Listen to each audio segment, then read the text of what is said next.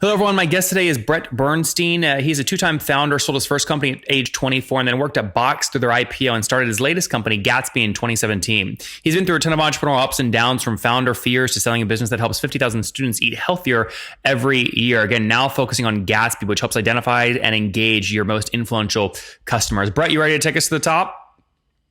Sure am, Nathan. Thank you. You bet. So that first company you sold at age 24, was that the student kind of eat healthier business? That's right. That was Natural Cravings. It was a great passion project that we grew out of the Obamas coming into the White House. And we were there to fill that void that Michelle Obama came up and said, hey, students have this obesity epidemic here, especially in California. And we were able to help aid her mission by providing healthier food options for school districts throughout the state. Oh, Brett, what do you mean Michelle Obama just came up? She doesn't just come up to people. How'd that actually happen? Sure. So if you remember, one of Michelle Obama's most probably recognizable initiatives when she was in office as First Lady was around creating awareness around the obesity problem in America, and her focus was on children. And so we happened to have started a business, my father, my friend, and I, a little before she came into the White House, and we were focused on healthy school vending. And then when she came in and shone light on the issue, we were able to really capitalize on that. And what was the model there? I mean, obviously that wasn't software. Were you just selling and making margin off kind of the food you were putting in cafeterias? Yeah, we actually supplied the complete top to bottom solution. We provided the healthy vending machines themselves. We did the restocking, and we also did, the best part was picking the products themselves, right? So again, to decide what was the best for the schools and the students. And we had some technology in there as well that would tell us what was selling the best, what was out of sell, what was to be restocked, and it was a very efficient process. Why'd you sell the company? So we grew too fast, which is a great reason. But unlike software, it's not as scalable to grow physical businesses. So we had to deal with increased employees, insurance, vandalism, things like that. That were like, basically, we got 3 major school districts in the course of 1 week, and we had to have hundreds of schools with machines by end of summer, which was about 3 months away. And so we looked at our options. We tried to partner with a food service business that was already distributing hot foods to those school districts. And ultimately we decided that the best thing for our students in the schools was to sell to a larger company to help, actually be able to deliver in time. And was this like a life-changing moment for you, to the point where you don't have to worry about money the rest of your life? Or was it more like hey, this is a great learning experience. I launched a company, I sold it, and now I'm going to go into Box? Yeah, it was definitely life-changing, the standpoint of the experience, right? It was incredible to grow a company from nothing up to an acquisition, be part of a mission that was extremely close to my heart, and it propelled me into my next career. Okay, so how did you land in Box after that? So when I sold, right. So actually, I had some friends from college who were working at Box in the very early days, so I was familiar with them. And when I sold Natural Cravings, I was actually in the Bay Area where Box is based. So as I'm negotiating the sale of my first business, I'm actually interviewing with Box. And that experience got me into a great position there and helped me grow pretty fast through the company. Because your friends kind of obviously brought you in there. And then at Box, help me understand. So it sounds like you started there in maybe 2012. Where did you kind of accelerate to the year you left? So I loved my time at Box. It was so exciting getting to work there with Aaron Levy and the rest of the great team there. I got fortunate enough to come onto the customer success team, actually what I was choosing to work on, at a time when it was a very small part of the company, right? There was maybe 10 or so people managing tens of thousands of clients, right? And so I got lucky enough to get in there early enough to work with some of our most recognizable brands at the time. I won't mention their names, but I almost did. And that allowed me to have a lot of exposure and understanding of how enterprise software works. So over the next 2.5, 3 years, I actually worked my way up through Box, ended up moving to the marketing side, helping directly with our strategy around partnerships, integrations with the ecosystem. So we're talking about Microsoft, Dropbox, Google, how we compare and contrast and work with those folks. And then eventually decided after the IPO that I took, I'm now in my late 20s at that time. And I decided, let's take my experience with my first business, which I grew from 0 to acquisition. And then my experience with enterprise software at Box, which I was at from a couple hundred employees through over 1,000, and take these two things together and find my next business for myself. And that's where Gatsby was born. Okay, so what year was that?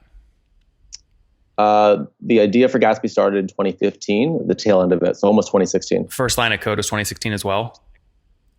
That's right. Okay. So first line of code then, and then help us understand again what the company does. So it was actually a very interesting story. I didn't sit down and decide I want to build a marketing or social media company. I never believe that that's really how the best ideas are created. Rather, it's through iterations and customer feedback. So when a very first iteration of Gatsby was very, very different than it is today. I looked around at the market and I said, what do I know? What am I skilled at? And where are their problems? And my number one philosophy when starting a new business is look for a business model that currently exists, but only services an elite minority of the population. If you can modify that business model and make it available to a larger audience, that's an investable and scalable business. That was my approach. So I was looking around and I came across a concept at the time called social media vending. Large brands, I remember very specifically Old Navy, would do this strategy. They would launch a new location, a new storefront. Outside of the location, they would have a vending machine. It'd be branded as Old Navy. It'd be stocked with slippers. The side of the machine would say, tweet for your feet. And as you walked by the vending machine, patrons would be encouraged to tweet about Old Navy in exchange for a free vend of slippers. Yep. Makes sense? Very cool concept of converting foot traffic into marketers, leads, but also marketers, right? That was the idea. So my very first few weeks of Gatsby was, wow, really cool idea, but very expensive. Talking $100,000 a month to run a campaign like this. Not accessible to most brands. So my thought was, if I can walk around to malls and movie theaters and have them place a turnkey machine that's branded my own branding, but it has the same idea where they can just rent access for a week or a month at a time and have the same ability to convert foot traffic into their patrons, that's a good business. Within 2 weeks, I actually had a major mall in LA give me an agreement to sign in time for Black Friday. And right as I signed the agreement, I'm like having flashbacks to my time running Natural Cravings where I thought, oh my God, here I am again. Growth is too fast. Yeah. Hey, Brett, there's a lot of your story I want to capture. So speed up to essentially how you pivoted from the physical stuff to where you are today with the Instagram handles and virtual influence. So at that very moment before I signed the agreement, I decided I spent 3.5 years at Box. How can I pivot this into e-commerce, right? Where in the e-commerce landscape is a vending machine, quote unquote? And I discovered the pop-up window. So the pop-up window exists on almost every single website. And it's the same idea. Give us your email in exchange for a reward. That's a vending machine in many ways. So I thought if I could make that experience social, what would that be like? Would brands like it? Would consumers do it? So our very first version of Gatsby very easily was like, follow us on Instagram in exchange for a discount code. Yep. And in the process of that happening, we captured email address and more data points as well, including follower stats. There were some issues with that first version. Let's just say we had to go through the API and there was drop off and obstacles, right? But the overall premise worked.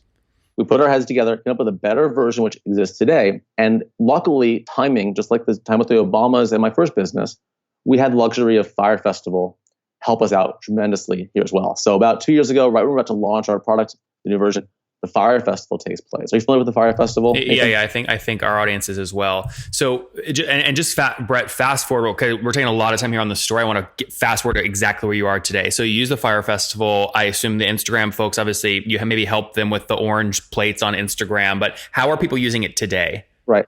Well, what I'm getting to here, Nathan, is that what happened at Fire Festival was brands recognized that this world of macro and celebrity influencers wasn't as effective or as efficient or mostly as authentic as they wanted to be.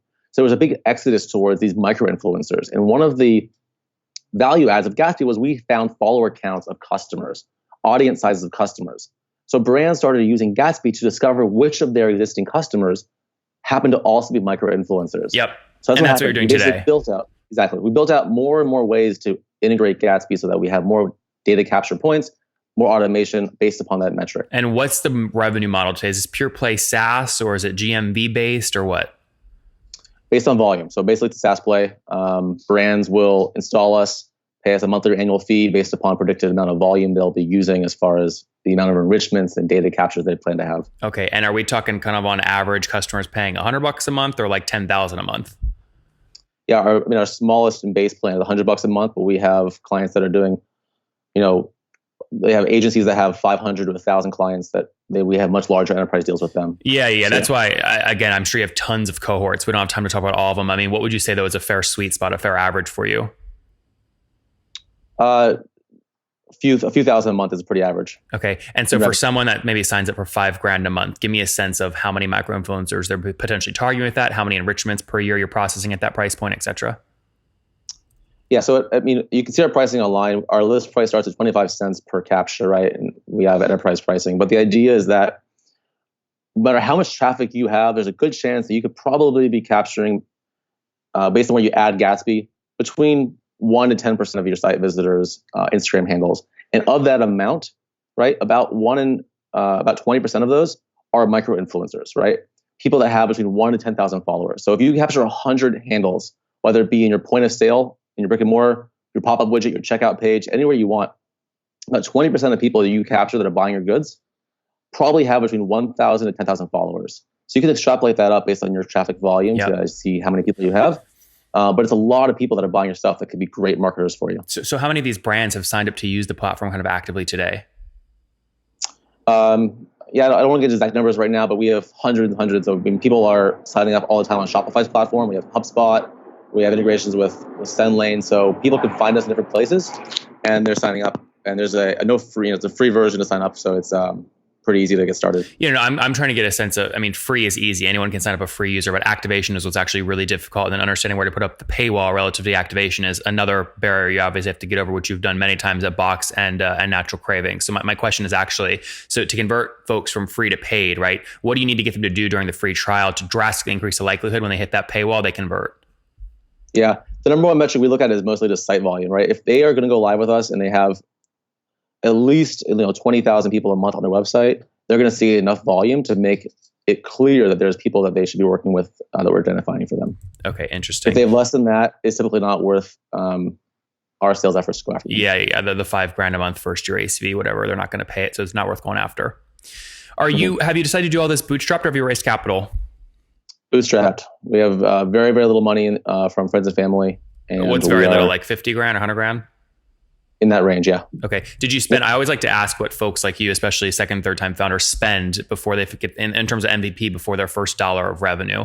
What's the answer for you? We went a year without raising any money and working entirely off of nothing. So we built our entire first version, taking in $0 and living off of our own means. So you just had essentially, by the way, you did have expenses, right? You had savings built up where you could cover the expenses for a year, taking no any kind of salary from the company. That's right. And who's we? I have a small team of people that at the time when I very first started it, we had a different employee in place that I was working with. But at this point today, full time is me, right? And I actually have what's it called, a remote work team right now, and I'm looking to hire at the moment. But yeah, right now we have a remote workforce. Okay, so one person, and then help me understand, how aggressive you're being to get a new customer, right? So are you doing? I mean, obviously, the only person's time in the company is your own. By the way, are you a developer as well? I'm not. Okay, so how did you build? Yeah, so who did you convince someone to essentially build the engineering for free? No, for equity. Okay, so you gave up equity, but no cash payments to whoever these developers were that built the tech. They eventually did, but not in the very beginning. No, we started off with just, hey, I have an idea. Can you help me build this? Here's your equity compensation for that. Yeah. Okay, so 2016 is when they again first signed a code. When was first dollar of revenue? It was a great story. It was 2017. We put the paywall up. Within one day, we had a customer sign up with a credit card on their own and pay us for it. Mm-hmm. And it sounds like though, based off how you're answering the questions and positioning wise, you're very much kind of trying to target more the enterprise model. Though you prefer to have 10 customers paying you a ton than 1,000 customers paying you $90 a month. Wasn't always that way though, Nathan, but we learned that recently, mostly because our value to a customer is exponentially better when they have more traffic and more volume. Yeah, right? This space though is really tough. Like I've had a lot of people on the influencer marketing space, micro influencer space. There's marketplace models, there's GMB models, and there's pure SaaS models. And they all have extremely high churn. It's very difficult. They're campaign driven, so they're seasonal. So it's very difficult unless there's some data play, right? To actually keep customers when they're not running a campaign. I'm just curious about how you're traversing some of these gaps. Well, that's the great thing is that we're not like anybody else because we're not living in the campaign world. We're not living in a database or marketplace world. We're saying, here are your customers, right? You're already getting data on them for your CRM or your email marketing tool. Let's give you more data on them. And how you choose to use that is up to you. Our primary use case is helping you find micro influencers, engage them at scale, which our platform can do. But at the But very end of wouldn't the they day, do these that around customers- launches? If I'm Old Navy launching a campaign for Black Friday, I'm going to give you my customer data in November, right? So that you can tell me which customers have Instagram accounts and which ones are the most influential, so my team can reach out and incentivize them to market on Black Friday. Walk me through the use case where someone's doing that literally every single day. They're not launching a new campaign every single day, right? Oh no. So at this point, so Gatsby itself, our platform will send an email out every day. So we look at the people who you captured in the last 24 hours. And for those that meet your parameters, we'll send an automatic email on your behalf saying, hey, Nathan, I'm Alex from our marketing team. Thanks for buying our stuff yesterday. Saw your Instagram feed. Looks great. Open to collaboration with us. Or whatever you want to say. It's all pre-written by you. But this is a long-term, low touch, but high volume, building an army of ongoing advocates for your brand. Mm-hmm. It's less about manually building these campaigns. Yeah. So how many brands have given some incentive to a micro influencer that they found because of your campaign, whether that's a free product or actual cash payments for promotions? Hundreds. Okay. Yeah. We have hundreds of brands or micro influencers? No, hundreds of brands. Brands. Okay. Brands, yeah. And can they? How much of that can they do on the free plan? Like when did you decide to put up the paywall? So the free plan does not include our email outreach, so they can just get the data off the free plan. Yeah. Okay, and it's a limited amount of. Yeah. So then it's fair to say, I mean, you have more than 100 paying customers. Yeah. Yeah. Okay. Very good. What's the next big target? Well, we're working at much larger brands, and enterprises, and agencies. This platform is built to scale, so that's what we're doing. That and also integrations and point of sale. So I should also mention this. We were just announced at Shopify's Unite conference, our integration with our POS tool. So going into brick and mortar and restaurants, right? This idea of e-commerce only is not our vision. Every brand and every merchant will want to know who their customer is on social media. It's the identity of the future of these younger consumers. And so helping them get that information is our goal. Yeah. Before we wrap up, let me just break down one nuance, because there's two numbers that you've given me, right? So 100 customers, you said more than 100 customers. You said earlier average was about $5,000 a year. I'd be really, really impressed, by the way, and I'm sure you could do it, but 100 customers, right, at $5,000 a year is $400 a month, it would mean you're doing about $41,000 a month right now with just one person. Is that accurate? Have you managed to do that? No, that's not the accurate numbers right now. I'm giving you some estimates. Yeah. Okay. So that when I asked for average per customer earlier, it was not $5,000. It's something much less than $5,000. Yeah. So let me talk about really briefly. We talked about how when I first started Gatsby, we were looking at much smaller customers, right? So our average contract value is increasing right now. And so I was giving you more accurate numbers for current days. Okay, got it. So current signups, you're targeting more of that price point, but historically it's obviously been lower. That's a pattern you see in SaaS all the time, so not surprising. Mm-hmm. That's great. Now, you think you want to stay bootstrapped, or you have plans to raise? We have plans to raise, actually. We just started to discuss that with our current investor outreach community. Mm-hmm. So. Why is now the right time to raise, and what would you spend the money on?